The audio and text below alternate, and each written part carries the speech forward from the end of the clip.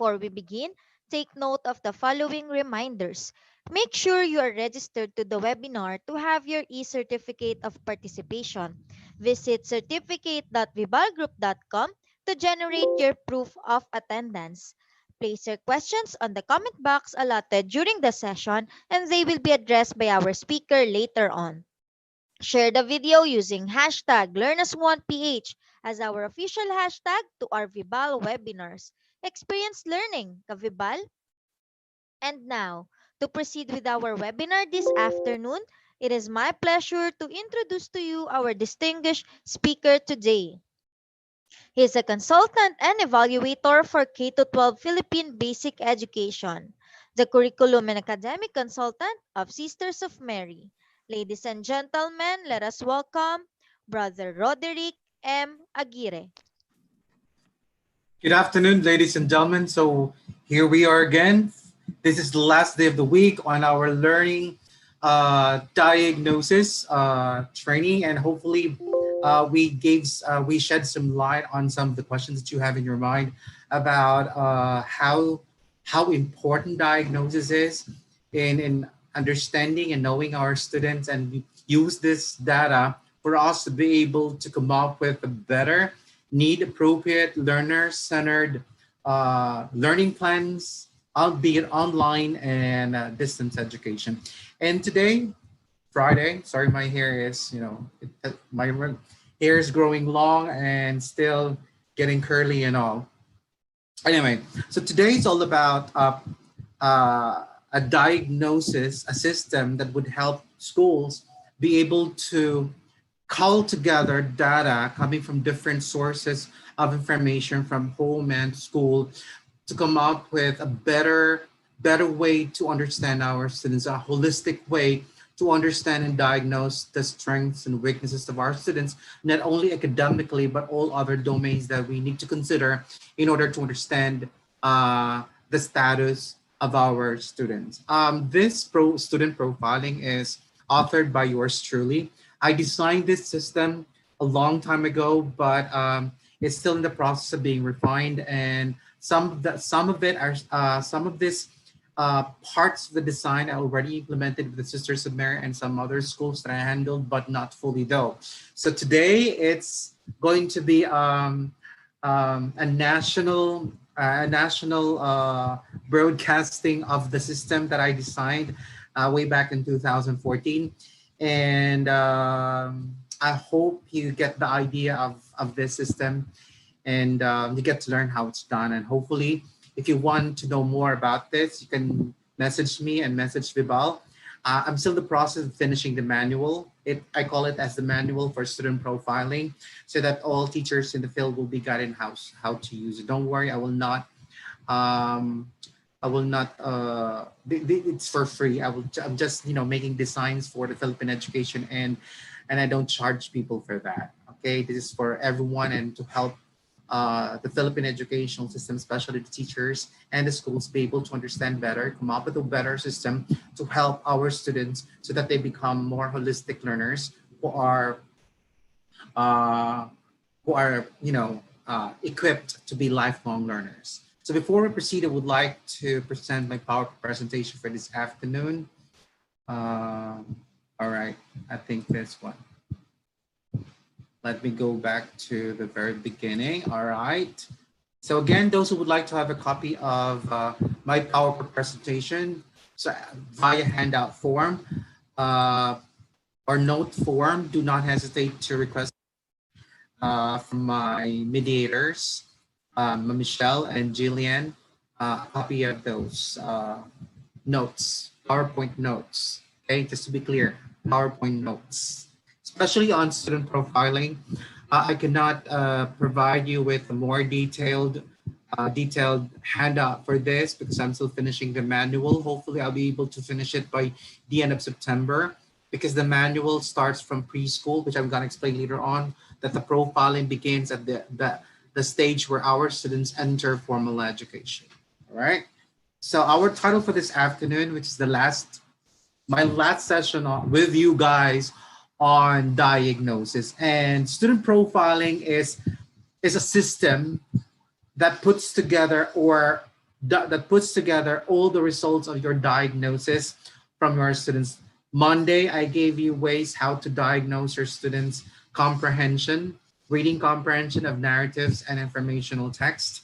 The results of that should be in the student profile for profiling purposes. And then, of course, all other results of diagnosis, interests, academics, performance, rubrics result from their quarterly performances, and other very essential information that can help us understand who our students are at the moment and where they're heading to. I'll call this as a learner's background diagnosis. All right. So to give us more guidance of what we're going to discuss this afternoon, I just prepared a little bit of an outline, the same as I do always. So I'll begin with an introduction, which we're going to identify and bust myths about student profiling and student diagnosis. So just three common misconceptions of teachers and educators out there about diagnosis and student profiling.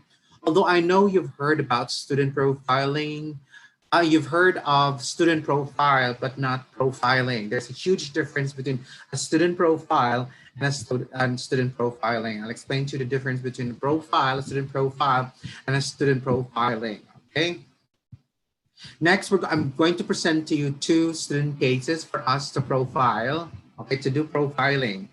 I'm gonna show you how profiling is done based on certain data that we are provided with. So contextualizing our discussion to some published statements and our anecdotal records from experts. And of course, we proceed to our discussion using, of course, my well-known easy way flow of discussion, which is question answer format. And then finally, I will now entertain questions and clarify some vague concepts that you think I may not have been able to explain to you thoroughly. So if you have questions along the way, do not hesitate to key in your questions and your comments on the comments box below. And then finally, at the end of it all, I'm going to provide you with some conclusions, just summarize everything that we have discussed and provide you with certain challenges for us to be able to be better at helping our students become holistic individuals and lifelong learners. And let's begin with the introduction. Okay, let's identify the myths. I just identified three common myths. I know that, I'm sorry, before I begin, I know that in some parts of the Philippines it's already raining so hard, but here in Cavite, it's still really, really warm and I'm sweating profusely. But I could see from afar, moving towards Manila, the sky is so dark.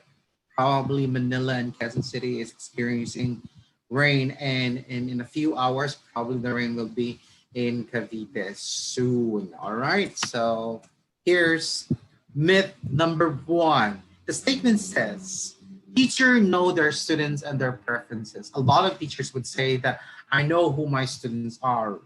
This is a myth, all right? Why? Because student profiling has not been used in the Philippines.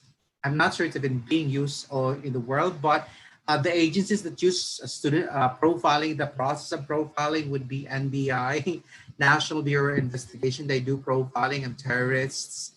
They also we have also profiling for psychologists, clinical psychologists profiling their clients, and we have also profiling for law cases and all. But profiling, the idea of profiling has not been yet thoroughly used in the educational system. I'm the one actually introducing the idea of profiling for our students, and it's not that difficult. It's really easy if only a lot of people will contribute to the collection of the data for us to be able to have a better profiling of our students. And therefore, I would say that teacher knowing their students and their preferences, I believe that a lot of students, a lot of teachers think that they know their students, but along the way, marami mga estudyante nagsasabi na pagdating sa high school, bakit ang kulit na to ngayon sa high school? Nung elementary, sabi nila, hindi naman. O hindi nyo kilala sa estudyante nyo. You could have probably predicted such behavioral changes if you just profiled your students. Probably you would also say that ang tali-talino pa naman ng batang yan, pat bigla na lang ngayon bumabagsak ng bagsak. You may not have thoroughly profiled your students in terms of both academic and non-academic. Probably there was already changes happening with the student as he moved from one key stage to another, but because teachers were only focused on the academic profile instead of all other profiles of the students, like study habits, like behavioral changes, like social emotional changes, and all other factors that would contribute to the success of the students, especially on the growth and development side that, you know, our students will go through hormonal changes as they grow. There's a possibility of changes happening in their cognition, in their cognitive domain, and the language domain, not to mention definitely on their physical domain changes. A lot of us teachers have focused so much on just academic profile, but not the holistic student profiling that I'm going to present to you today. Therefore, statement number one, teaching know their students and their preferences. I disagree. This is a myth. For as long as you do not use the idea of profiling or the system of profiling, you will never know your student. Even parents do not know their kids. In fact, it's a process of knowing. Okay, teacher, know. What I'm introducing here is the process of getting to know. You will never know your students, but it is a process of getting to know your students and be able to help your students in the process of knowing themselves and growing and learning and becoming an individual. Okay. Again, I'm sorry. I need to lower down my energy. I've been drinking coffee since the morning, and then during lunch break, it was so warm here in my place, so I opted to drink soda, cold soda. So I think I'm hyper right now, full of sugar, and I need to slow down. Otherwise, I'll be slurring my words. Okay, statement number two. It says, schools adopt its scholastic and non-scholastic programs to students' needs. I disagree. A lot of school programs, school student interest and organizations have already been placed so that, well, especially for the private and public schools, is for the school to win quizzes, to win quiz bees, to win a lot of competitions, so that the school will have certain announcements to the public that the school, their students won this contest, first place, second place, and third place. The winners, these students who win contests, does not profile all of your students. That will be the profile of that particular student, but it does not mean it is the profile of fewer students. What's happening with the schools in the Philippines is that we're using one student, two students, or top 10 students, or the best, and their profile becomes the profile of the whole student. What if sadyang matalino lang talaga yung 10 yon, pero wala namang nagawa ang school?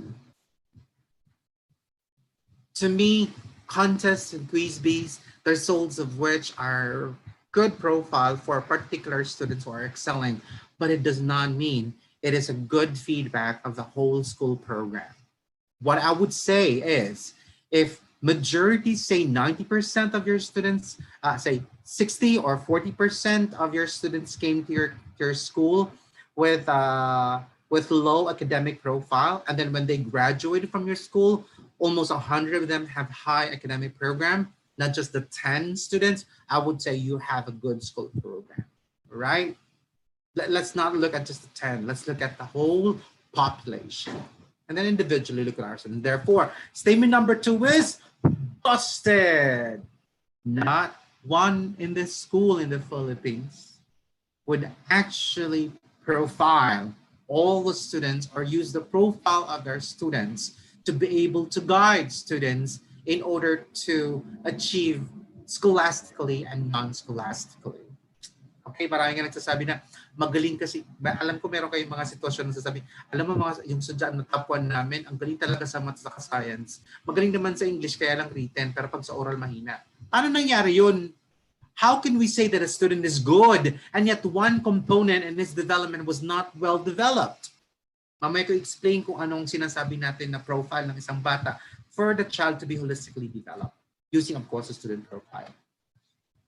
And the third and last statement, so therefore, wala pa, hindi ko pa nasabi pala. And therefore, together, people out there, statement number 2, schools adopt its scholastic and non-scholastic programs to the needs of students is definitely busted. Okay, it does not.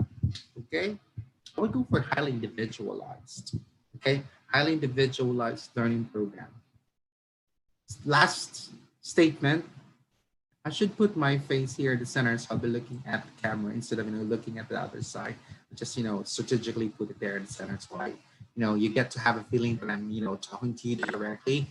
Pardon the glistening forehead. Anyway, you're not here because of the glistening forehead. You're with the information anyway.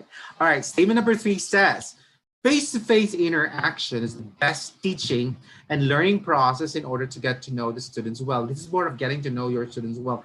In fact, this is one of the most effective way of getting to know your students. A lot of teachers do not have time to get to know their students while they are having face-to-face interaction with students because they need to finish the lessons that they have prepared for their students. In fact, a lot of teachers do not know their students really well.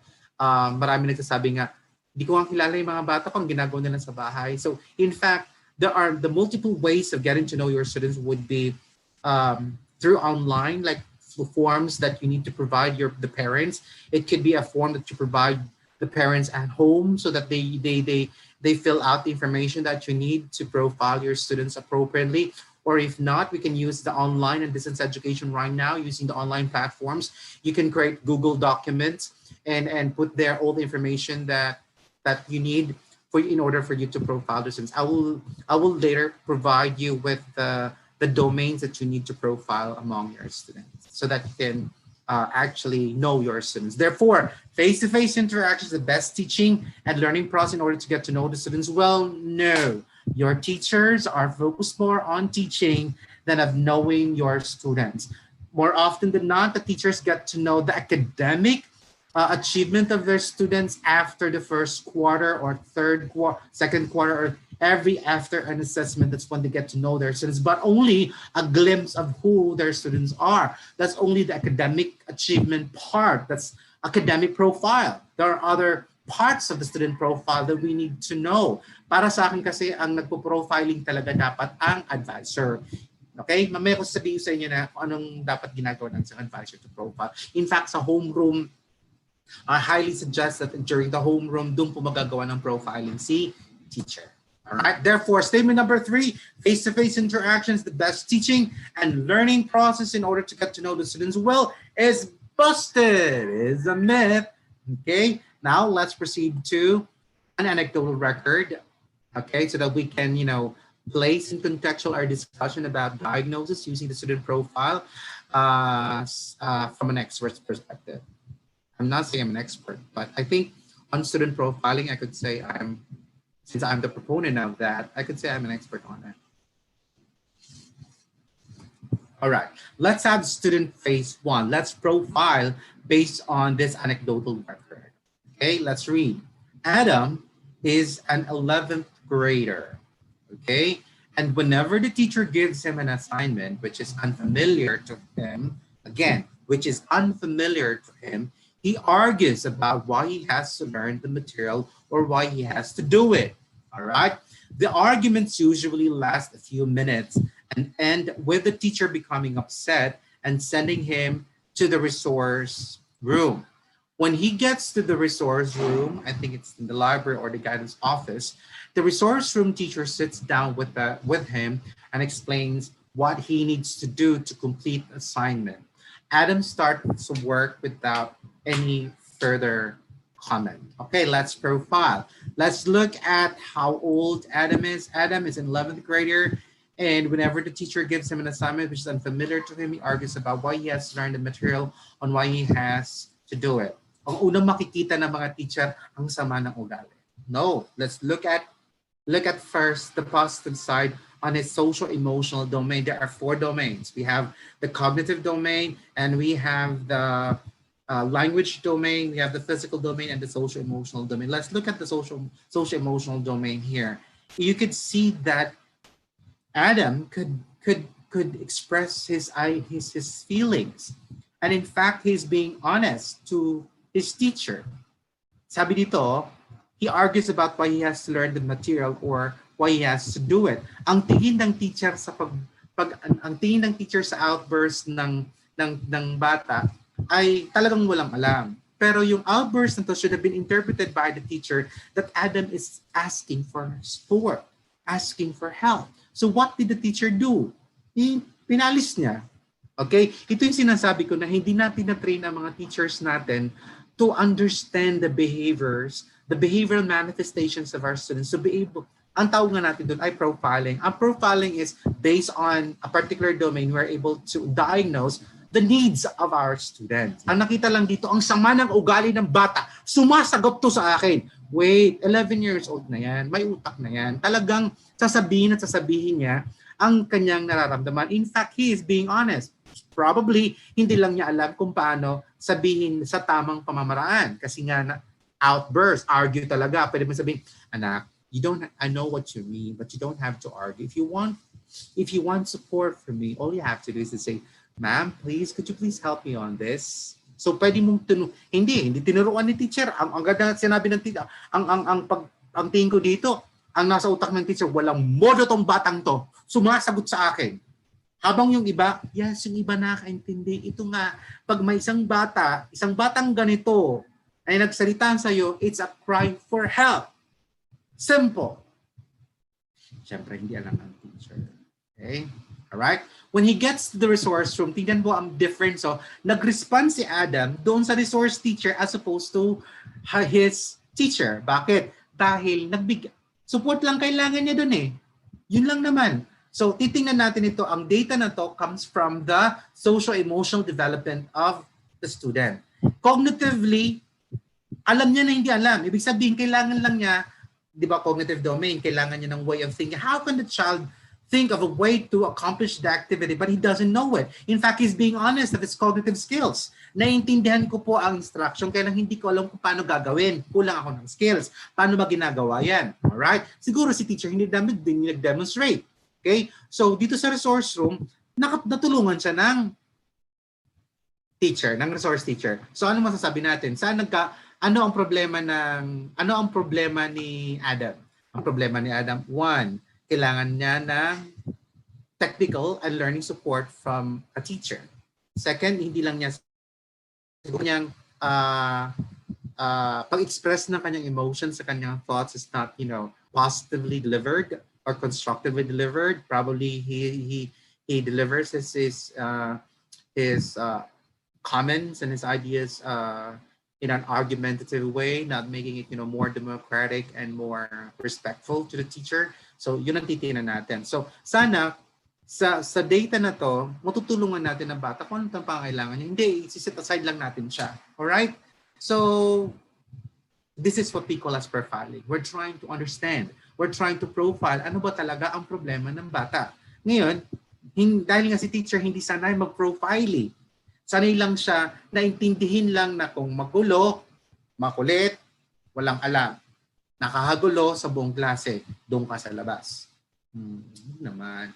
I do understand that a lot of teachers they are faced with a lot of different students. Kaya ang sinasabi ko palagi po dito ay importante ang role ng advisor and the guidance counselor's office. I've been saying this for the past few webinars that a school without a good guidance counselor's office and without the training the homeroom teachers and training the school advisors or the class advisors on how to handle the students, especially on the profiling of students, then they will not be able to be fully equipped to help the students. Kasi yung mga content area teachers na hindi naman sila ang advisor, na hindi binigyan ng task na alagaan, parang anak-anak na nila to, mga estudyante nila, wouldn't care about the results, the profile of the students. Tagabigay lang sila ng data sa homeroom teacher o sa advisor. Okay? I think I need to look into the homeroom guidelines ng Department of Education Central Office. I'll look into that. Okay, next. Student case number 2. Let's have Billy, a student in the preschool. So from the senior high school, let's go down to the preschool. Okay, a student in the preschool classroom. in which you work, okay, frequently leaves his assignment spot during circle time. The teacher has asked you to observe him for 5 days during circle time and count the number of times he leaves his spots. Collected the found data during the 5 days. So, ibig sabihin, nakalagay dito, a classroom in which you frequently lives. Ibig sabihin, ang daming beses. Okay, ang daming beses sa circle time kasi ito yung part na si teacher ang nagbibigay ng information, kumakanta, nagbibigay ng mga konsepto. So, anong problema ng bata dito? Attention. The child is not able, has a very short attention span. Because of that short attention span, the child is not able to focus. And because the child has a problem with focusing, therefore his memory, working memory, is not fully functioning at the moment, lang ha, sa circle time. There's a possibility also on the other side that the information or the concepts are not too interesting to the student. So, two sides palagi. Pag nag-profile tayo, source, ano ang meron sa bata at ano ang meron sa stimulus. So, there's a possibility mababa ang short attention span ng bata sa circle time at hindi siya nakikinig. Umaalis siya eh. Bakit kaya? Tingnan natin sa other side. Baka hindi siya interesado sa pinipresent ng teacher. Hindi within interest. So there's a possibility ngayon, tingnan natin na the source of the problem. So this profile here, this anecdotal record needs further investigation. So kung sa akin to pinadala, sa school ko dati sa Aquinas, kung sa akin to pinadala, pupunta agad ako sa mag-schedule ako agad ng observation na. Ganito pong ginagawa ko. Okay, so hinihingi ko palagi yung mga anecdotal records ng mga teachers ko sa grade school and high school, and then I would say, okay, sino mga estudyante ang kailangan kong bigyan ng extra observation. So I go around, I make sure that every week I go around school classrooms, I go roam around with particular purpose of identifying some of the students that the teachers have provided me with anecdotal records for me to look for further evidences of the sources of the problem the students, because my job as a consultant of the school and is to support the teachers. Hindi lahat, ang mga teachers natin hindi na kaya mag-isip ng mga intervention programs. Hindi na rin nila kaya mag-diagnose. Therefore, the school must come up with a team, okay, to support them with diagnosis and understanding the learners. And kami na po na nasa team po namin on the guidance office and academic management is to create intervention programs, tapos sila na lang po mag-implement. Para nakafocus lang po ang teacher namin sa pagtuturo, planning, instruction, and assessment. Okay? So yun po ang sinasabi. Alam po yun, sample lang po ng profiling po natin. Alright, so to understand how we do that and what is the importance of profiling, let's now move on to discussion. I ate up already 30 minutes of my time. But nonetheless, I still have an hour, so we can go further. Okay, question number 1 in our discussion is, what is student profiling? Okay, I will present it graphically though. Okay, student profiling is getting to know who our students as they enter our school. If our students enter in preschool, we need to profile who they are. And the profile should be, since they are entering to our school, is to profile their background, their family background, their personal background, for us to be able to understand who our student is at the moment. And what are those influences and sources that may be reasons why they have particular struggles with certain skills that they should have acquired at a certain point in their life and outside the school. All right, so that's we call as entry student profiling. So kunwari po ang bata pumasok sa school po natin ng preschool, sa public school, sa preschool siya pumasok. Therefore, ang mga preschool teachers must do entry student profiling. Mamaya ko explain kung ano mga laman po nun na hindi naman yata ginagawa sa Pilipinas. But if you go abroad, it's being used, being done, but it's not the way I want it to happen. Anyway, and then as the child, sorry with the picture, I couldn't find a picture with the same, hair with, isipin mo tumanda po siya. So as the child moves on to the other grade levels, ang tawag na po natin ay progressive and scholastic student profiling. Ibig sabihin, yung profiles entry profile ng estudyante po natin ay padagdag ng padagdag. Sabi nila sa akin, sir, parang portfolio assessment. Yes, kind of like portfolio assessment, but the portfolio assessment is more of academic in nature, academic results in nature than of the profile. Profile po natin, student profiling is not just academic, but the whole, the big domains of holistic development. All right? So progressive scholastic student profiling hanggang sa pagdating sa high school. So progressive scholastic student profiling. So ibig sabihin, ginagamit ng mga teachers sa current grade level yung mga experiences, ang mga results, ang profile ng bata in the previous grade level. All right? Halimbawa po, sir, paano po kunwari ang bata po namin ay transferee galing po siya sa ibang school ng grade 3, pagdating sa amin po sila grade 4. So ano dapat? Ang unang hinihingi po natin, ang unang hinahanap ng mga schools ay yung report card. Yung report card po, no? O that's academic lang. Asan po yung other domains? So dapat buo pong profile. Can I have the profile with the student profile with the class record? May mga cases po kami noon na may mga estudyante kami tinatanggap, yung pala may mga behavioral problems. Kaya lang, syempre wala naman sa request ng sir, hinahanapan naman namin ng good moral character. Wala yun. Yung good moral character ay susulatin lang nila. What we need is the profile itself. Right? I'll show it to you anong sura po ng profile. Okay? So that's what student profiling is. Student profiling is understanding our students, collecting all academic and non-academic personal information, family background, put that on a file, and then dagdag po para po mag-file up, para yung mga teacher na tatanggap sa estudyante, meron siyang babasahin para may basihan siya. Alright? Okay. So, in short, question number 1, what is student profiling? It says profiling is the systematic recording and analysis of a student's multi-domain character. This is my definition, okay? Ako po nag-design ko on what student profiling. A student's multi-domain. So, ano yung mga domain na yun? Cognitive, language, physical, and social emotional, okay? Characters to assess or predict her capabilities in a certain sphere like education, like student organization, and all other spheres that he may want to embark on, or to assist in identifying a particular group of learners. Kung ano ang mag-fit, anong mga estudyante na mas mag-fit siya. May basihan ngayon si teacher, ano ang small groups, okay? Na mag-fit ang bata at mag-thrive and will become successful at it. Minsan ang nangyari po sa mga teachers is na pag-grupo-grupo niya ang mga estudyante, nandun pala mag-aaway-aaway pala sila. And they don't have the exact combination of abilities and capabilities. So profiling helps our teachers to actually make all of these decisions before instruction happens. I hate my hair. Okay.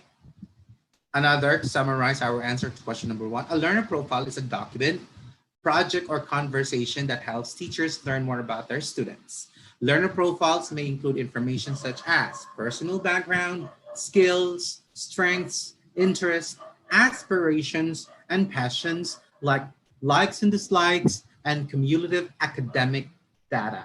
What's happening in the field right now is that we only have a student profile, but it's not actually a student profile. We only call it a student academic profile, not student profile.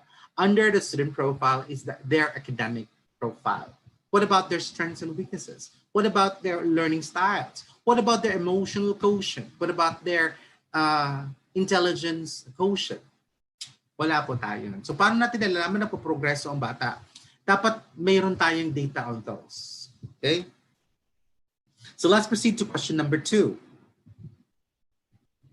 What is the importance of student profiling to teaching and learning process? So, sir, daldal kayo ng daldal dyan about student profiling. Importante ba yan sa buhay namin as teachers? Baka nakakadagdag lang yan. I'm telling you again, this is specifically not for teachers.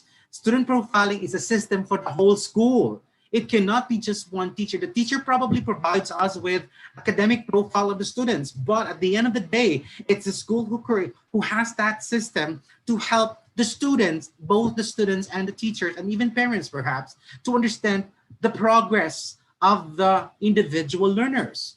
As long as the schools do not have this kind of system, our students, our schools will just focus on the academic achievement of our students. Puro lang academic achievement.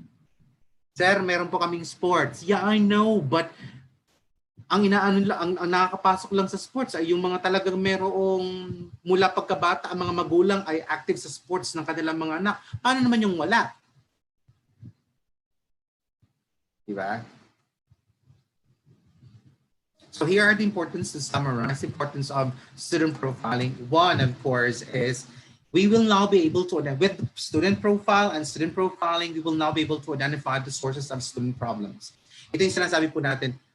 Minsan kasi ang sinisisi palagi ng school at ng mga magulang sa mga problema at mga problema ng mga estudyante, cause agad ay si teacher. In my experience as a consultant for schools, I have found out that most of the major problems, sources of problems of our students would come, number one, would be from the family.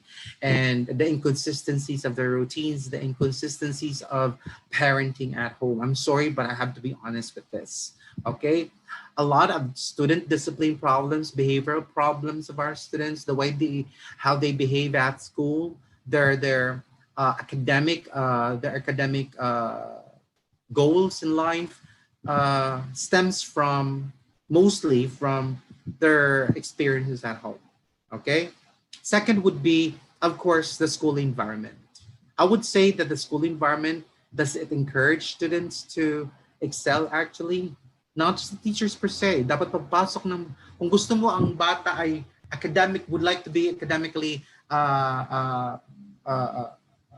driven, dapat pagpasok pa lang yung mga walls ninyo, marami ng mga signage, marami ng mga posts about science and math, bulletin boards, pero hindi naman lahat ng schools are updating their bulletin boards and announcements on that. Dapat prolific ang mga environmental print or academic prints in the hallways of the school. Plus, dapat may study areas.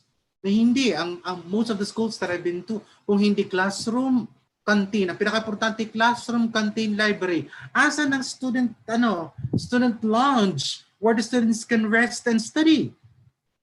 Dapat may pag-group, may pang-individual. Hindi. The school is just a school. Pasok sa classroom, labas, uwi. How will the students be encouraged? I think our school environment needs certain improvement. So pangalawa po yun. Third would be teacher. Pangatlo na teacher talaga. Pang-apat na po talaga ang mga specific disabilities of the student. Iba po ang deficits sa disabilities. May mental difficulties ng mga bata, mental processing, global delay, and other disabilities. Okay. Second would be identify skills that need review. Ano yung mga skills na hindi pa na acquire ng bata with proficiency. So, dapat itutuloy pa ng mga teachers. Hindi yung bigla na lang, ay wala lang pakialam dyan dahil nasa grade level na siya, nasa grade 7 na sila, at kahit hindi pa nila alam magbasa, bahala sila mag-survive. Talaga ba? Kahit anong tapos mo niyan, ikaw mag-frustrate dahil hindi pa sila literate, tapos pabasa, grade 7, puro na yung literature. Patay ka. Alright? Next, number 3, monitor students' learning progress. We will now be able to know whether our students are improving from one key stage to another. Kaya sabi ko, dapat ang pinaka-importante sa moving up ceremony would be, culminatingly, would be knowing who are students as they progress from one key stage to another, from grade 3 to grade 4. Titingnan natin, nag-improve na ba ang kanilang cognitive functions? Nag-improve na ba ang kanilang language functions? Hindi. Basta nakatapos lang sila, tapos. That's not K-12. When we designed K-12, it was not designed as such. It was designed that at every key stage, all teachers involved in the development, the learning of the students, in the holistic development of the students in that particular key stage must work together for 3 to 4 years and help the child acquire all those domain-based learnings and development. And that when they move on to the next key stage, we review individual students if they have met all of those criteria. Okay, next. learning progress. Number 4, guide teacher planning instructions. Siyempre, malalaman na ng teacher na, ito yung mga estudyante namin galing sa grade 3. So, ito pala, may mga medyo mahina sa math. Ito pala yung medyo may problema sa akin. Ito itong tututukan ko. Hindi yung, dahil wala ngang data, ang mangyayari tuloy, yung mga teacher sa math, masashock na lang sila na, meron bang mga mahihina? Along the way lang nalalaman ng mga teachers at tumanggap ng mga estudyante na marami palang hindi pa nakakaintindi. Sorry, dapat I should be nice because it's Friday. Sabi nga na TGIF. Thank God it's Friday. Sweldo pa yata ng iba dyan. Ano? Number 5, evaluate effectiveness of instruction and assessment. How would we know if our instruction assessment was actually effective? Effective means were we able to address the needs of our learners, and were we able to facilitate an actual change in our students cognitively, in mathematics and math and all other cognitive functions. And finally, provide for informed guidance and counseling. Via the profile, the student profile, malalaman natin kung sino mga kailangan ng mga more counseling and more guidance programs for our students. Pero para sa akin kasi, guidance and counseling are not just for students who have problems. It should be for all. Dapat ito po yung palagi kong ina-argue, leadership training should not only for those student leaders. I don't believe that student leaders are born, they are made. So, marami po dyan ng mga student leaders na minsan, nung elementary pa lang, di pa sa feeling student leaders, pero meron na silang drive na kailang mahiyain. Sana, yung ganung programa for guidance and counsel are for all students, not just for selected students. That's what I'm saying about student profile. Okay? So, it is very important for us to keep in mind the goal of process of diagnosis, all right? So, in student profiling, we need to understand, is there something wrong with my students? If there's something wrong, what's wrong? Particularly with my students. Saan domain may problema? Sa domain na yun, ano pong problema ng bata?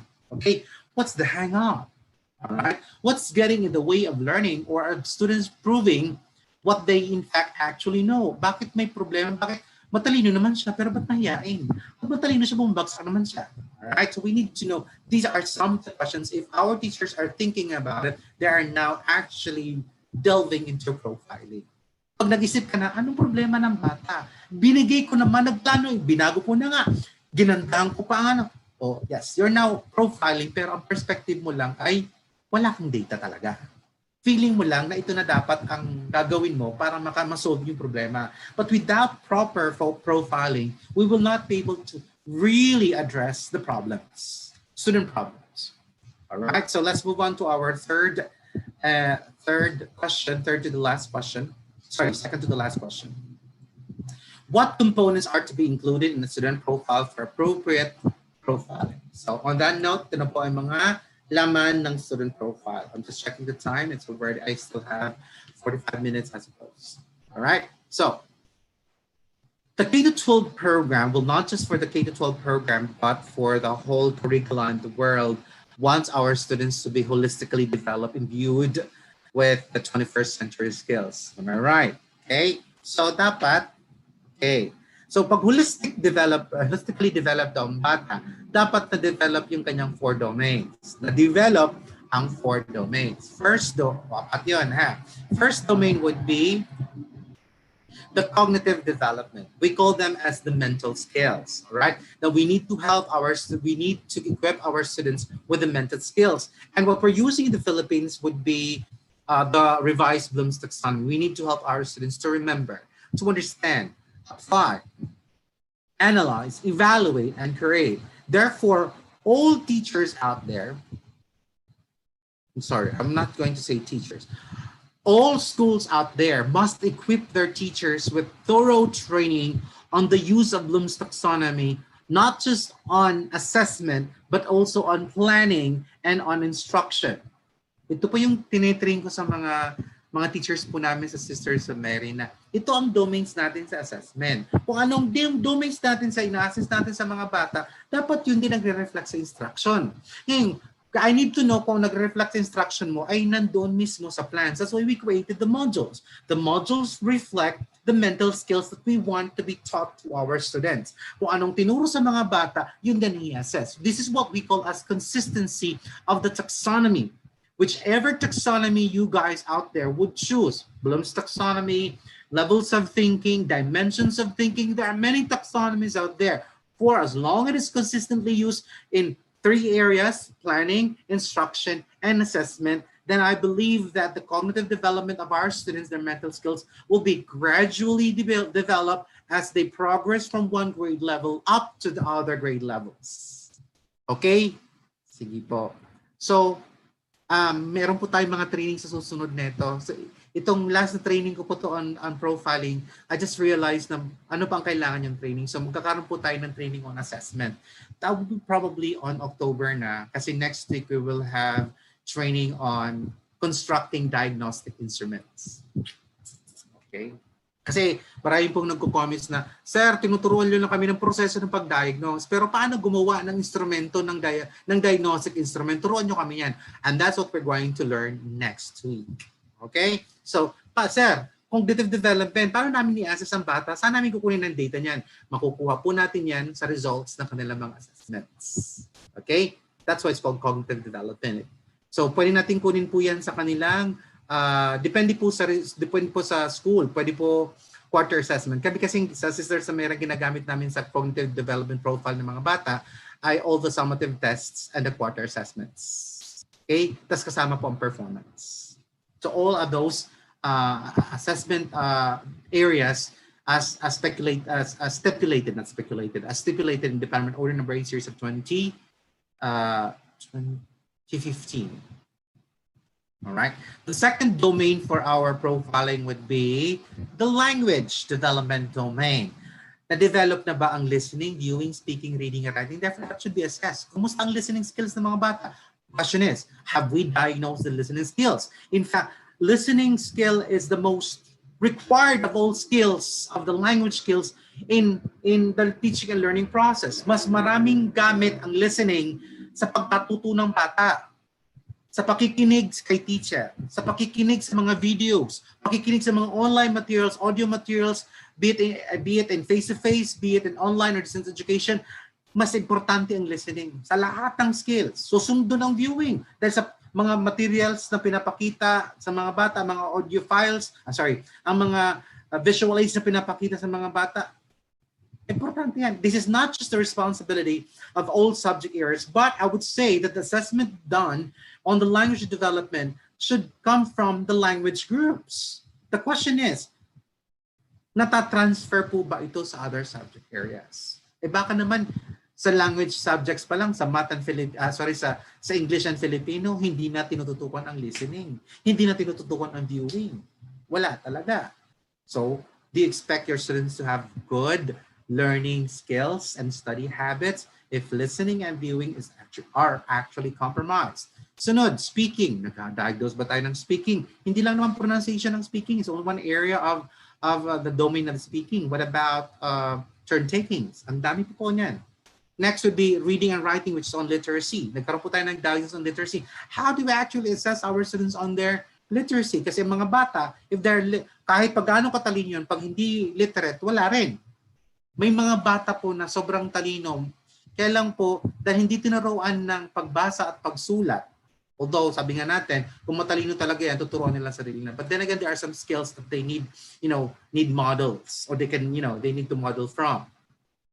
So literacy po tawag natin doon. So kahit gaano katalino ang bata, kung mahina naman siya, yung skills niya sa pagbabasa, sa pagsusulat ay hindi well developed, he or she will still struggle in all other subject areas. So cognitive development, mental skills, and language development, communication skills are two of the 4 domains for student profiling. So kukolektahin po natin yan. All right. Next is the physical development domain. We call them as generally as self-skills. Senses. Okay ba ang mga senses ng mga bata? Especially developing sciences. Okay? Cross-motor, SMAPE, fine motor skills, athleticism and sportsmanship. Sabi ng mga schools, hindi po kasi lahat ng bata ay mahilig sa sports. Hindi. Sa elementary, hindi pa nila alam kung gusto nila o hindi. Dapat sa elementary, expose sila lahat. Doon pa lang sila sa high school perhaps, magkakaroon ng sarili nila na, ito kasi talagang gusto ko. Sa lahat ng kaya kong gawin na sports, itong gusto ko. Nakuha niyo ako doon. Just observe. Our athletes, our professional athletes and professional players in the field right now, some of them started from volleyball, swimming, and so on and so forth before they chose their particular sports. My point here is that dapat ang mga bata exposed. They do not know what they can do and what they're capable of. Therefore, in the elementary days, they must be exposed to all of those so that they will know what they want to focus more on high school. Hindi naman natin tinuturuan ng mga bata pinipili lang natin. Alright? And finally, we have the social emotional domain and then identity. Do they know who they are? Do they respect themselves? Do they know what their strengths and weaknesses? Next, do they know how to interact with other people? Tinuturuan ba natin ng socialization skills sa mga bata? Empathy, and then discipline, and then emotional quotient. Do we have those data for us to know na matalino nga yan pero pangit ang ugali? Maraming ganun, di ba? Ang matalino yan, magaling tayo mag-communicate, okay, pero pangit ang ugali yan. Walang sports yan, tamad yan. So ganun mga profile natin, matalino itong batang to, pero uwi lang bahay, tulog na ko, magkakasakit to. Magkakaroon to ng diabetes, so kailangan natin itong turuan. So nalalaman natin, holistic. Ang ginagawa kasi natin, puro lang academic. Hindi ganito. So some of the subjects must be, ilagay natin dito. Math, all subjects would come from the cognitive. Lahat naman kailangan ng cognitive language, syempre Filipino and English. Pagdating sa physical development, nandito po yung ating science and MAPE. Sa social emotional development natin, nandito doon po yung ating subject areas. Pero pati kasama po dapat ang scholastics at non-scholastics. Kasi sa 5 motors, sa athleticism, sa sportsmanship. Okay? So, pag na-profile po natin daw, ang cognitive development would give us a glimpse of the development of their critical and creative thinking. Pag meron tayong data on language development, malalaman natin ang literacy and numeracy skills ng mga bata. Pag meron tayong data data ng estudyante about their physical development, we would know about their wealth and well-being. And then finally, if we have data about social emotional development, then we would know their relational skills and spirituality. So these are the 4 big domains of student profiling. We will see, isa lang dito ang kulang sa bata, hindi na siya holistic. Mag-struggle na siya sa school. May problema lang, okay siya sa critical cognitive, sa critical creative thinking, relational skills, sa 3, pero may problema sa health and well-being. Mabubuli yan. Magagamit lang yan ng ibang estudyante. Mahina ang loob. Mahina yan dyan. Tapos, puro kain ng kanyan, tataba yan. Dahil pag tumaba, bababa ka niyang self-esteem, yung identity niya. So, konektado pa rin. Babalik siya. It's a full circle again. So, paano kunwari? Athlete siya. Tapos, magaling siya. Athlete siya, magaling siya athlete siya, well-being siya. Tapos, kasi siya Okay, athlete siya Pero mahina sa reading and writing, mahina sa thinking, wala rin yan. So, tawag lang natin dyan ay gwapo lang, maganda lang, sexy lang, pero walang laman ng utak. We don't want that for our students. All right? So, let's now proceed to the last question, which is, how is student profiling done used for students' diagnosis? Ito na po Tadaan ko na po ito. Isa-isahin ko na, don't worry, we're almost done. This is the last question, and I will be entertaining questions probably around 3:50. Okay, student profiling. We start in the K-12 curriculum. We have key stages. If you've read the IRR, implementing rules and regulations, since I was also part of the original people who conceptualized the K-12 curriculum and designed the K-12 curriculum in the Philippines, we have about 4 key stages. The first key stage is the kindergarten or the preschool. And then we have the second key stage would be primary grades to middle grades. So key stage natin preschool, primary grades, and middle grades. But when we rolled out the K-12 curriculum in the field, ang nangyari po ay ang ating key stage po natin ay preschool to primary grades and then middle grades. So whichever you see it, it's okay. Basta profiling is done on the entry.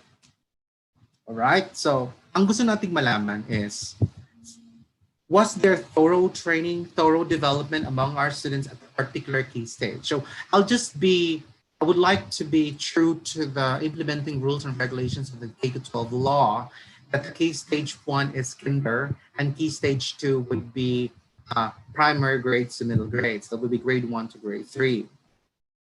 All right. So the entry profiling of our students. So pagpasok sa preschool pa lang daw, the school must profile the students. So since preschool yan, ito yung una mong hahanapin sa bata. Personal information. All right. Ano ang kanyang pangalan, yung edad niya, age, yung basic personal information niya. Pero dadagdagan niyo po ng home literacy activities. Pero I would like to add that the personal information po done because research showed that yung attitude ng mga magulang towards education and na-contribute sa success ng mga bata. So kasama sa personal information po would be the educational attainment of the parents and all other caregivers present at home that would influence the students. So personal information are those sources at home that may influence the development of the child. Next would be home literacy activities. This is a checklist. Meron pong ginawa na neto si Bernhardt. So if you would like to, and this is also my undergraduate study, the home literacy activities, I did an ex post facto. My classmates and I came up with, a checklist of the best students in grade 3 at trace back namin kung ano ang mga ginagawa sa bahay, bakit sila naging academically, achievers or academic achievers. And ito po yung mga home literacy activities like availability of pencils and ballpens at home, appropriate reading books at home. So mayroong mga checklist po niyan. So if you'd like to know more home literacy activity checklist, you can just, go online and there are a lot of profile instruments, sample instruments on home literacy activities. Now, if you would like to have the one that I created, maghintay po kayo na i-publish po namin ang aking manual on student profiling. And I'm finishing the manual on this, so para pa nyo magamit. So, home literacy activities. Kasama yan sa entry profile ng mga bata. Bakit po kailangan to? Dahil para malaman natin kung sino dito yung madaling turuan na at meron ng experience. At para malaman natin sino kailangan natin tutukan. Importante yan sa mga preschool teachers. Sa school must the school must have the home literacy activities because this information can help greatly our teachers to know sino ang madali nating turuan, paano ang grouping, baka mapagrupo-grupo niya walang masyadong background experience on literacy. Next, intelligent quotient. So, importante po natin na kung nag-i-improve po because the formula for intelligence quotient or IQ is mental age over chronological age. Dapat habang tumatalino ang bata. Well, intelligence quotient is more of the vocabulary development of our students. The more concepts they know that can be represented by words, the more that they become more intelligent because they have more concepts and representations to process and help them process information in their head. So importante lang po natin na nakikita natin nag-improve naman ng mga bata. Well, not just intelligent quotient but also the domains, the emotional quotient. Titingnan po natin kung nag-improve. Sir, wala po kami instrument ng intelligence quotient at emotional quotient. I'm highly recommending, I'm sorry, VIBAL, but I would like to recommend some of my colleagues' instruments that they created. I worked with CEM, the Center for Educational Measurement. I forgot there was also an psychological association in the Philippines who offered me a partnership, but I was too busy at the time to pay attention to it. So I hope that there are some psychological society in the Philippines or CEM could, contact VIBAL, contact me, and then you can finish the student profile to help our students para kasama po sa package yung intelligence quotient at emotional quotient. Dapat natetest kasi ang bata habang tumatagal, nag-i-improve ba siya? Baka naman tumatalino ang bata, pero ang kanyang emotional quotient bumababa. So dapat natin malaman ay mahina ang socialization activities ng school.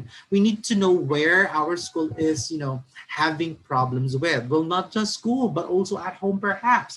Baka ang mga bata sa bahay ay hindi pinapayagang lumabas ng mga magulang. So we need to know that. Next would be executive functions. These are some of the things, mental skills that students must be able to start developing at home. I've already discussed what executive functions are, so you may want to review on my executive functions and what environmental domains. Nandun din po mga ways, mga checklist. Inis-isa ko po yun. So pwede nyo pong gamitin ang checklist na yun. Again, kung ayaw nyo, gusto nyo buong buo na po, hintayin nyo po matapos ko ang manual. Don't worry po, hindi ko po papayagan na matapos po ang taon na hindi ko po nailalabas ang student profiling manual for the Philippines. Alright? I think that would be my gift for the educational system for the Philippines. Well, of course, the K-12 program to the kindergarten program to the journalism program. Well, there are many programs that I love that the whole Philippines will be able to provide to our students. I believe the students deserve quality education from us. All right. Now, as they learn things during the course of preschool, we need to understand, dapat malaman natin ano mga student interest. So, dito na po pasok yung mga observation ng mga teachers, nakikita niya mga student interest ng mga bata, ano mga games, ano mga activities, ano mga songs, ano mga toys na gusto nila. Then we have, of course, the ECCD checklist. Okay? Dr. Inchong, thank you very much for our short conversation, but I totally understand the importance of ECCD checklist.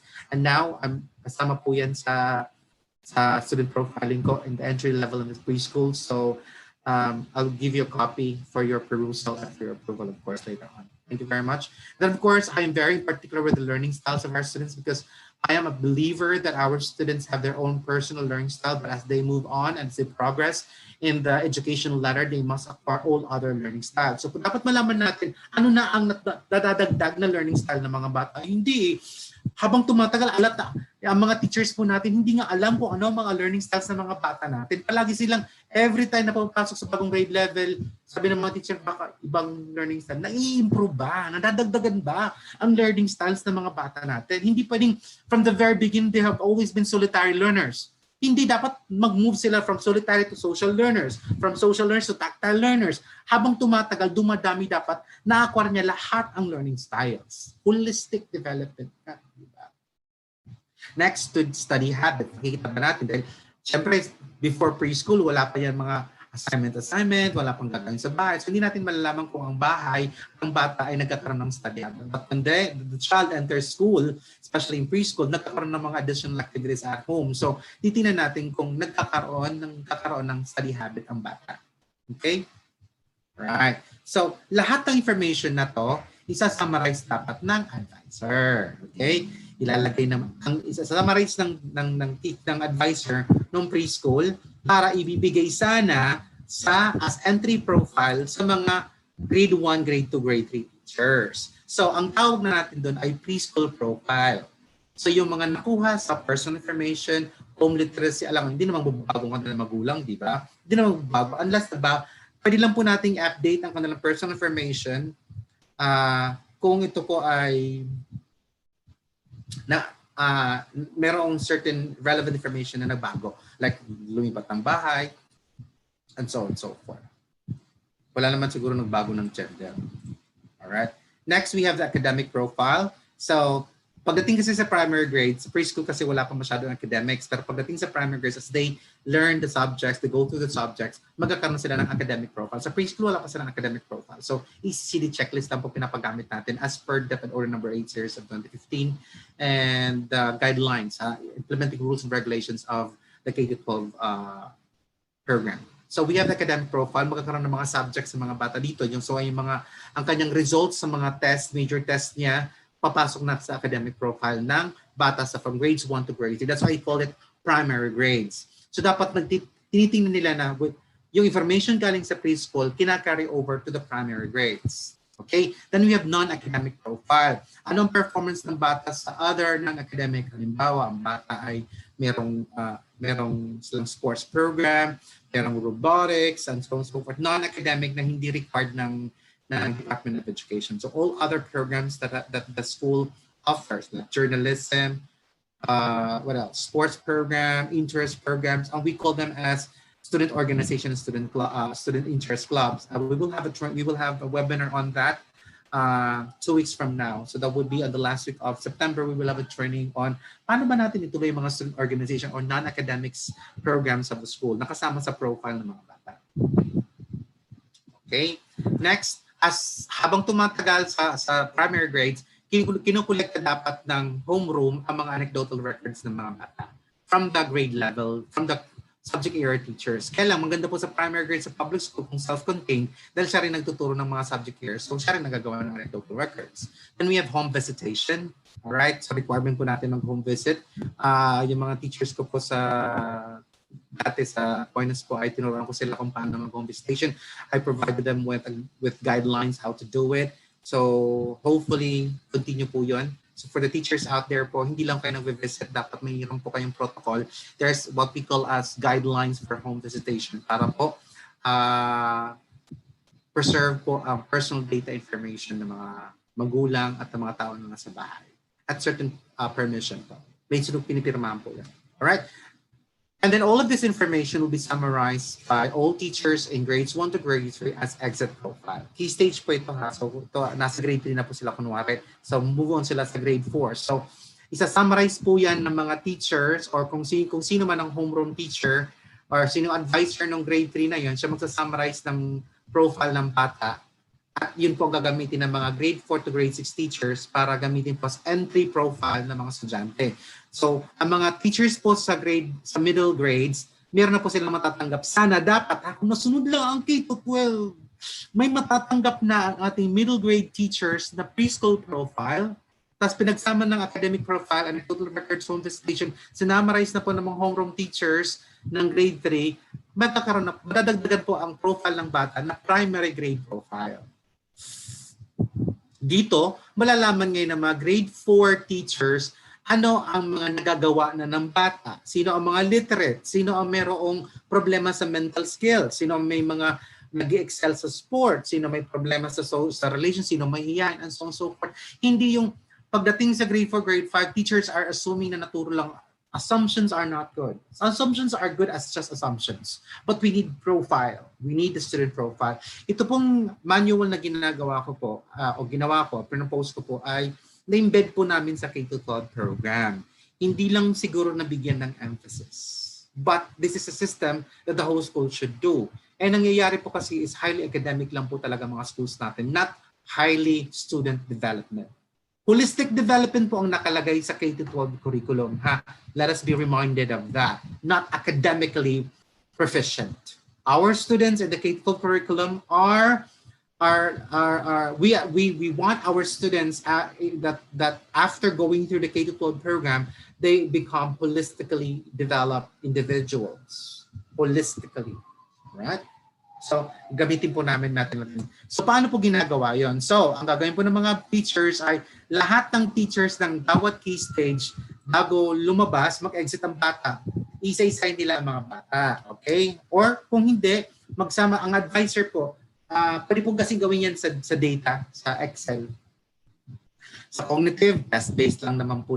Ang cognitive development po natin is quantitative data. Language development po natin is quantitative data.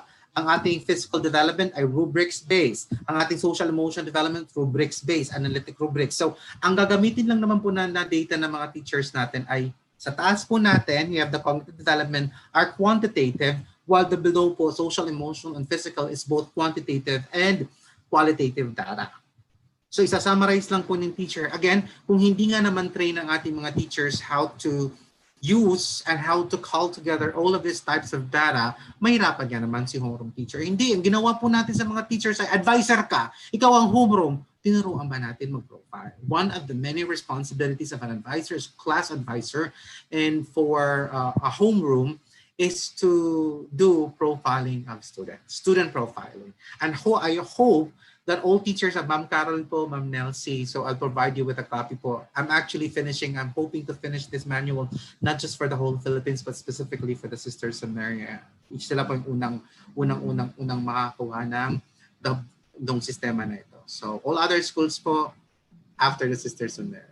Okay? So, may profile po. So, ito po dapat ang nakalagay. Ito pong tinututukan. Ano man lang 15 minutes to 30 minutes sa homeroom a week. Malalaman po natin. Tututukan lang po. Magbibigay po ng social emotional. Alam po, nakafocus. Halimbawa, itong month na to, homeroom, cognitive development ang susupport ng teacher. Sunod po ay language po. So, kung lahat ng components na to ay binibigyan ng tuon po, sumusuporta sa mga estudyante at pangangailangan niya ng lahat ng sa learning niya, I do believe that the student's profile will improve a lot.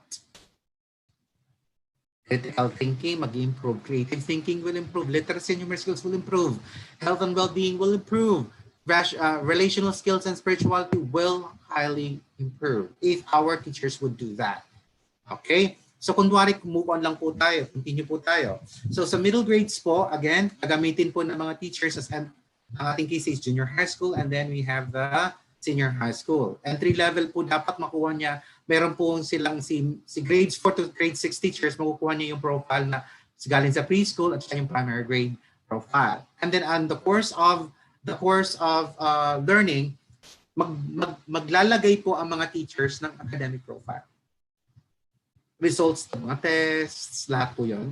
And then non-academic profile ng bata, yung mga interest clubs na tinasalihan niya, organizations, anong performance niya doon, so rubrics po ulit. So ito pong sinasabi ko, lahat po sana ng organizations, student organizations, turuan po natin ang mga bata na after ng kanilang activities, meron po sila palagi pong evaluation. Okay, yung mag-evaluate, self-evaluation, tsaka group evaluation, para po meron po tayong non-academic profile na ilalagay. Galing po doon sa mga organizations na yun. Hindi eh. We just created those organizations because kailangan ng PEA, kailangan ng mandated ng Department of Education ng Central Office. Hindi lang po ganun yun kasi it develops the holistic development of our students. So nakalagay nga po sa organizations, sa pag-manage ng student organization is that meron pong entry, okay, entry assessment sa mga bata at saka mga ongoing assessment sa mga bata, especially every after their activities. Evaluation po, self-evaluation and group evaluation po ang ating tinuturo sa kanila. And finally, we have anecdotal records, continuous pa rin po yan, and home visitations, continuous pa rin po yan.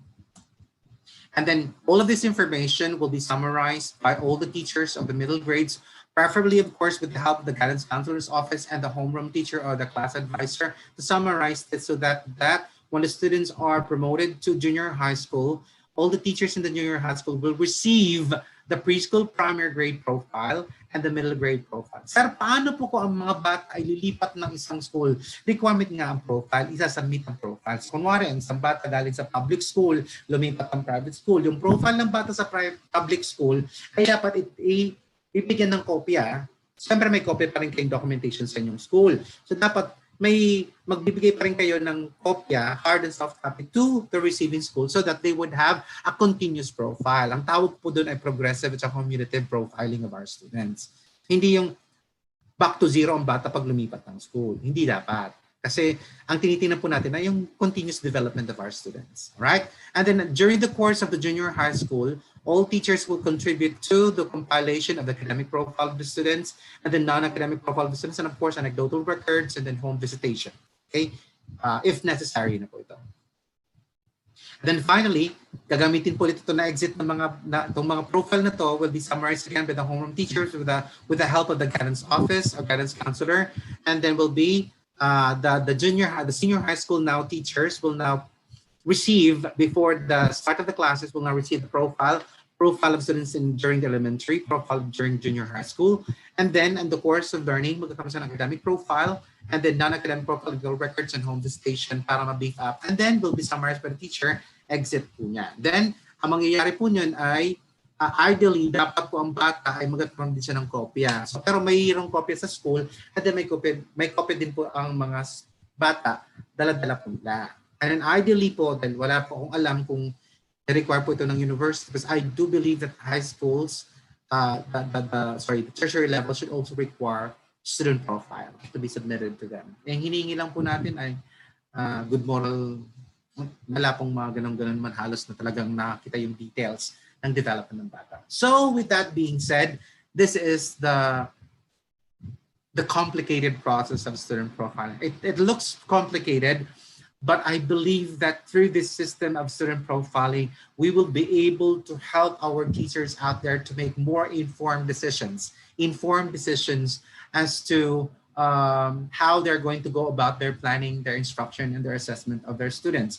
And then talagang truly learner-centered po ang gagawin po nating learning environment for our students. Sana po matuloy-tuloy ko. I don't know if you're gonna wait for this, but I promise that I will finish basta hindi ko naman kayang matapusin by September kasi i-validate ko pa yan eh. I will have to finish, but before the end of the year, definitely it will be published. So this is the the world of student profiling and summarize all about diagnosis. All right. So at this point, I will now entertain questions from the people out there. So if you have questions, Jillian, so please throw them to me. Thank you very much, brother. Now let's proceed to the question and answer portion. Our first question is from DK Vlog Z. Sir, how can we apply such kind of profiling in the new normal? Ma'am, mas maganda nga po yung, sabi ko nga kanina, mas madali po ngayon itong profiling na to sa new normal kasi nga pwede nyo pong gawin lang yung mga sheets, ipapadala lang sa mga, kung meron kayong mga messenger sa schools ninyo, ipapadala nyo. Hindi ko alam kung ginagawa nyo na po ito, pero alam ko dapat requirement po ito ng part po yan sa profiling po ng guidance office ng school po dapat. Nandun po yung sinasabi po natin ng personal data sheet, hindi lang nga lang kompleto ng information the way I wanted it, the way I'm proposing it to be. Dapat kumpleto po yun para for the help of the students. So all of these tests po meron po sinasabi na online at meron po paper din po. So kung distance po yan, dapat pinapadala kung wala pong internet connection ng mga bata, then talagang paper pencil po ang mga bata. Magti-test po sila, individual po sila. And then the results of their answer sheets will be collected and then will be graded or will be checked by whoever is assigned to check it. And then ang results will be encoded on what we call as a student profile. Natin po sana. Tapos yung iba po, pwede pong, kung meron pong mga connection po sila sa online, so pwede pong gawin po lahat ng profiling po online. Yes. Thank you very much, brother. Our next question is from Ferdinand Kiachon. Paano ko madedevelop holistic ang student with physical disabilities if ang sports development program ng school ay para lang sa normal students? Yun nga sinasabi ko nga, ma'am. Ito yung, ang dami kong nakita ng mga estudyante na hindi nabibigyan ng sports development because ang binibigay lang na sports program ay para lang sa talagang merong inclination towards sports. Paano yung iba na, for me, it's very health and well-being is a program it's a school program for all, regardless of the physical conditions of our students. Dapat may sports pa rin or may sports program, health program for asthmatic, para so on so forth. No, ako kasi bata po, asthmatic ko, pero ang school namin sa Divine Word may swimming para daw sa mga asthmatic daw yun. O ba't ganun? So regardless, pero naiba lang ang programa na, pero lahat kami exposed to sports. I think I came up with this profiling because I've gone through a school na meron pong ganitong sistema pero hindi lang ganun ka-systematic na kumpleto ng domains. But tama po kayo, tama po kayo. Yun nga pong sinasabi ko, hindi na di-develop ang holistical development ng mga bata natin dahil most of our other domains, school programs ng school, yung sinasabi po natin, yung physical, tapos sa ating social emotion, yung mga interest club are only specifically for some students. Dapat nagsisirculate ang mga bata niyan at may mga programa para sa kanila sa lahat ng klase ng estudyante. Otherwise, may mga bata tayo na matatalino lang tapos walang sports. O kung di wala ng sports, hindi alam ang well-being. Diba? O kaya matatalino pero hindi naman marunong makisama sa ibang tao. Pangit ang ugali. So hindi talaga holistic. So ito yung sinasabi ko ng mga the guidance counselor's office programs must not only for students with problems or students who are excelling, but for all students. Pasensya po, that's how I see a school should function.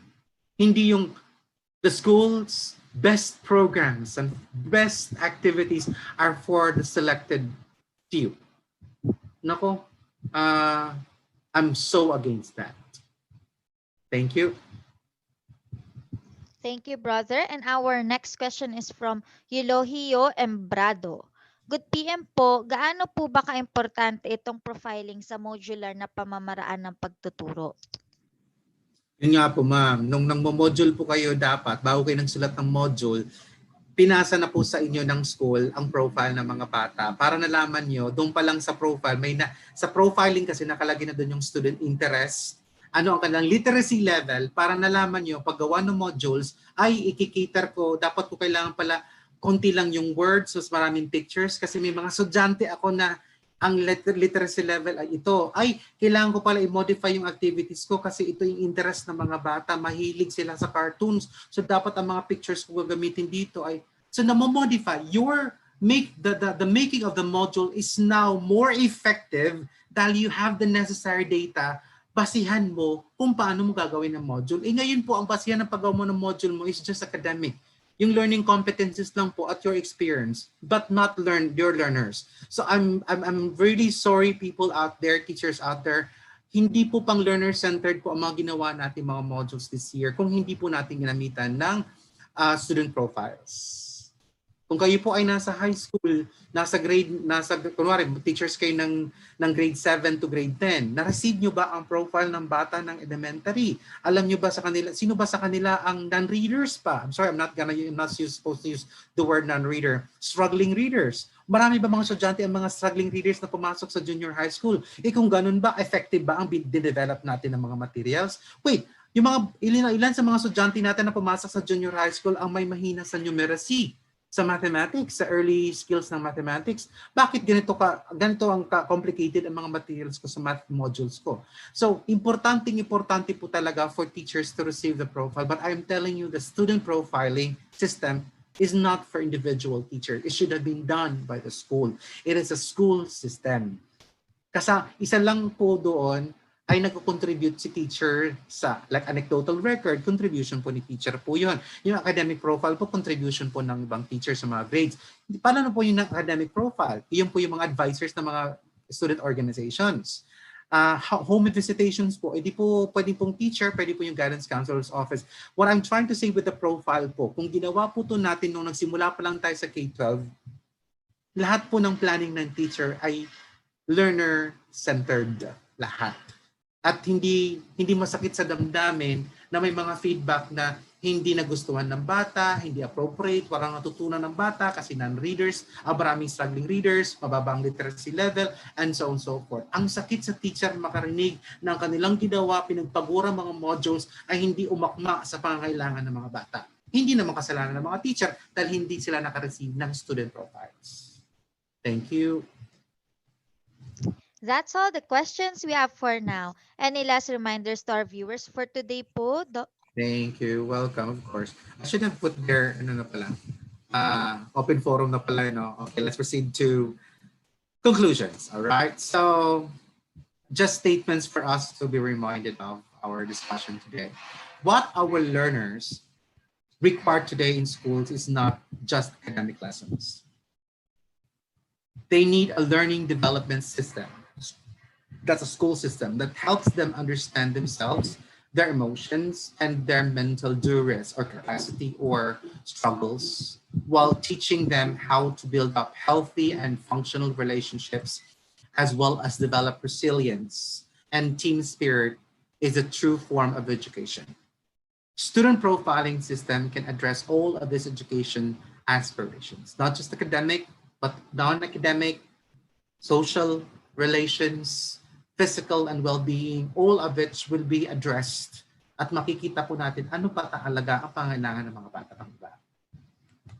Student profiling promotes the holistic development of learners. By profiling learners as they enter formal logically organized information and data, both quantitative and qualitative, to ensure their intellectual, mental, physical, emotional, and social that will make them capable of facing the demands and challenges of everyday life. These abilities are vitally important for success in personal, social, and professional fields of responsibility. Ito po yung nasasaktan po ako sa, may mga na-interview po akong mga estudyante na graduate sa public school at saka private schools na top 10. Tapos, pagdating sa college, nag-struggle sila kasi mahina ka ng socialization skills.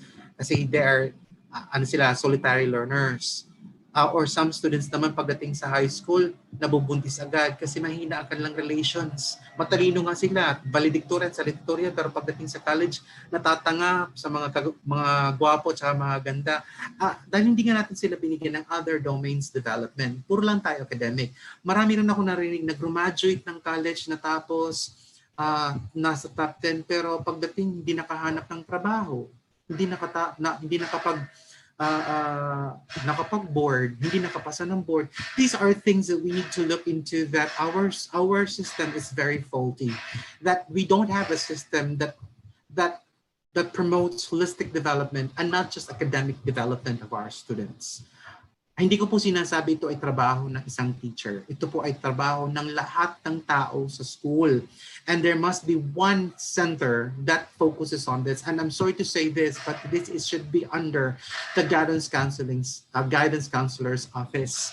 It is in that office that collects data from the teachers, okay, and supports the homeroom teachers and advisors to make summaries for their exit profiles of the students to be submitted to the entry accepting teachers of a particular key stage. If you are able to do this, then I think the K-12 will really, really be uh, a good program that addresses the felt needs of our students.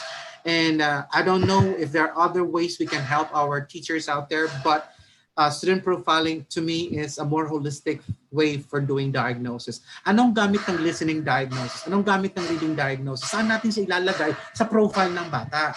Yun pong importante. Kaya tinawag natin student profiling. Sa lahat ng mga results ng mga test ng mga bata, saan natin siya i-categorize sa profile ng bata para maintindihan natin ang kanilang development? Or puro lang tayo academic. Bumagsak ang bata, pumasa ang bata, bumagsak ang bata, pumasa ang bata. Bakit? Ano ang reason? What can we do to help them? On that note, I would like to leave all our teachers, our viewers, with a statement from one of my idols when I was still in college. Uh, uh, when I was designing, college kasi meron kaming curriculum instruction subject. And then one of our requirements for us to graduate from PNU is for us to design a curriculum. So I designed an octagon-based educational program, and I based it from Maria Montessori. All right, she said, education cannot be effective unless it helps a child open up himself to life sa totoong buhay. Now the question is, would helping our students become more academically developed help our students open up themselves to life? It could, but it's not the all of it. There are other domains that will help our students to be able to face and thrive in their own chosen lives. With that being said, I hope you learned something, and I am personally inviting you for our next week's webinar, which is on constructing diagnostic tools to help, yun na po, yung paggawa ng diagnostic tools para po sa student profile. Paano mag-listening, paggawa ng diagnostic for listening, for reading, and all of those na sinabi ko sa inyo. Yun na po, paano gumawa ng diagnostic tools para makagawa po tayo ng profile ng mga bata. Alright? So with that being said, thank you very much for this afternoon, and I hope we continue journeying together so that we become well-equipped to address the needs of our learners and grow together. Alam ko po na mahirapan po kayo sa imagine nyo paano gagawin ng profiling dahil sa distance education. So we will be thinking of modifying some of presentations for the diagnosis and for assessment na through online and distance education. So we will think about that so that you can be, meron po kayong sample po ng kung paano ginagawa yan sa online, paano ginagawa yan sa distance education. All right? So with that, thank you very much. Do not hesitate to give us comments on how we can, improve our presentations and how we can provide you with more topics to provide you with in the future so that we can prepare in advance these topics. Thank you very much and have a good afternoon, all of you. There we have it. In behalf of VIBAL Group Incorporated, I would like to thank our speaker for today for this eye-opening and insightful learning session. It is an honor to have you with us today, brother. And to all our Kavibal viewers, all thanks to you for your continuous patronage to our daily learning session. Don't forget to register to get your e-certificate of participation. We also encourage you to subscribe and watch on our official Vibal Facebook and YouTube channel. Muli, maraming salamat at magandang araw sa ating lahat.